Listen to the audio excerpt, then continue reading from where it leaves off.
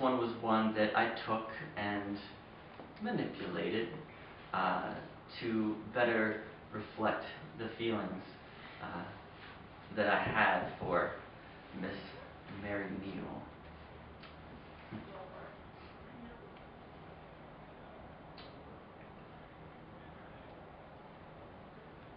The wanton god of soft desire inflames my heart with amorous fire and warms me into love. I now am doomed to wear its chains, its anxious doubts, its pleasing pains, its every folly proved.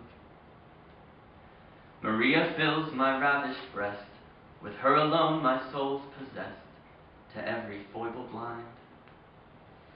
In her even imprudence can please, 'tis artless nature, graceful ease, and gaiety of mind.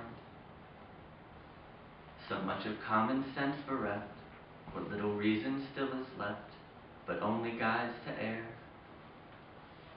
Each prudent thought neglected lies, I think that they alone are wise, who teach not to defer, who teach that nature's honest voice will lead each free, unbiased choice to what is truly best.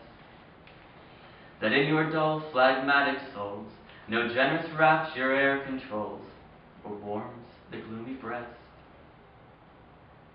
The wanton god of soft desire inflames my heart with amorous fire and warms me into love.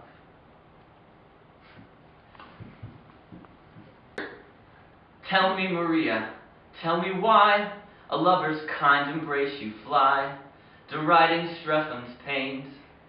In spite of pride, that power will fall, by which new lovers you enthrall, to starve them in their chains. Consider, lovely, cruel girl, that face, though fair, too soon will spoil, and every charm decay. Though now you boast the vermeil rose, that in your cheeks with blushes glows, that rose shall fade away. If to the glass with sad despair you turn that face no longer fair, how justly may you cry. Why was I once so wondrous coy, or why so transient the joy of beauty born to die?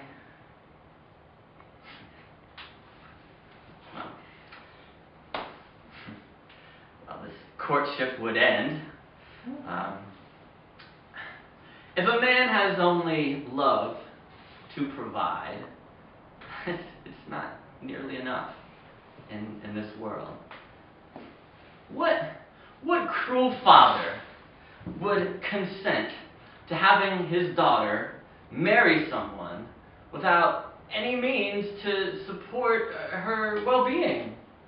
It would be cruel indeed.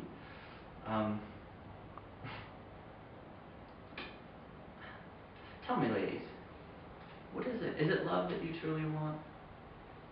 Is that enough? One of you, as a matter of fact.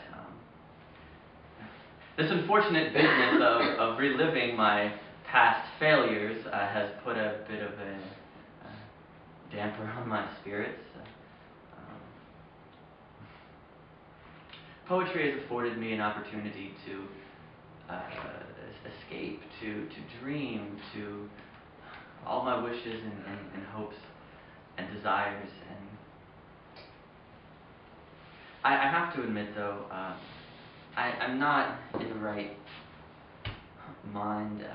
This is no excuse at all.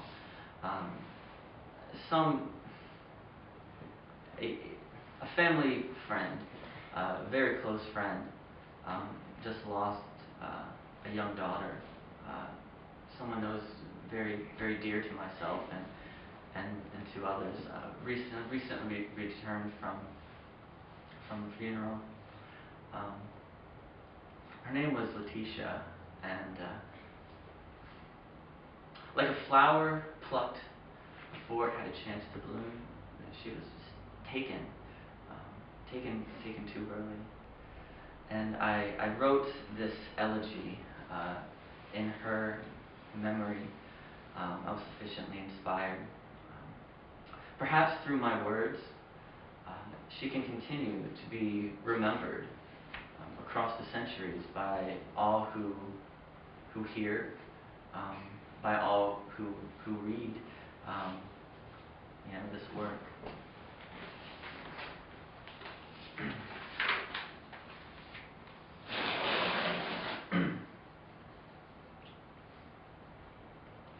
Come soft-eyed elegy, inspire my lays, with plaintive accents bid my numbers flow.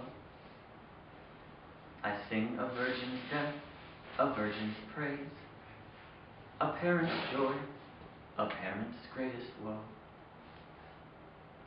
Pause meditation and the scene survey, scarce rolled too busy, fleeting areas round.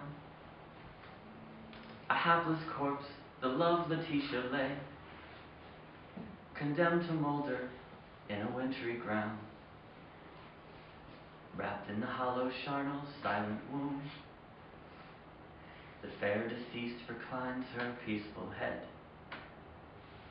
A long oblivion seals her to the tomb, till waked in judgment with the happy dead.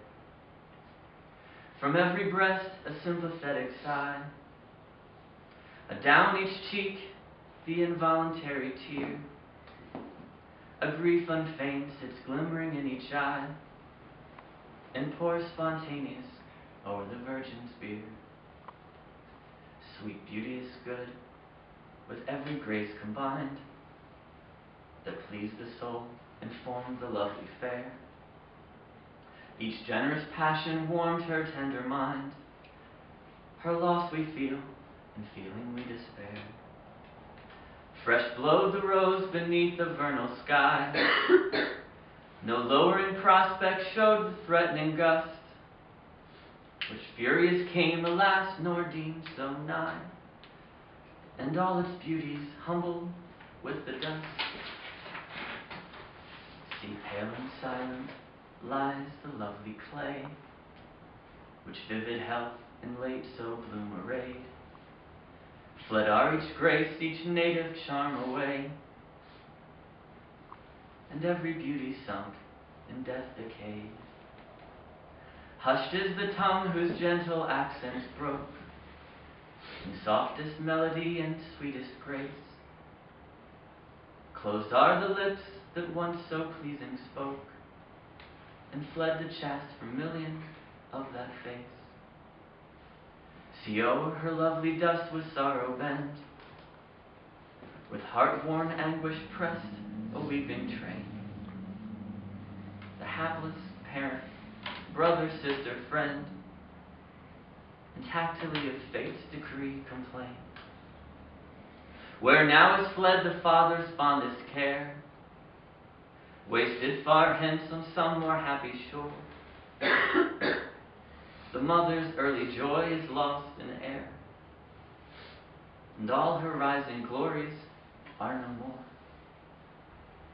Soft in the down of placid hope she lay, smiling with brow serene and passions even, waiting the dawning of a mortal day. She gently breathed her guiltless soul to heaven,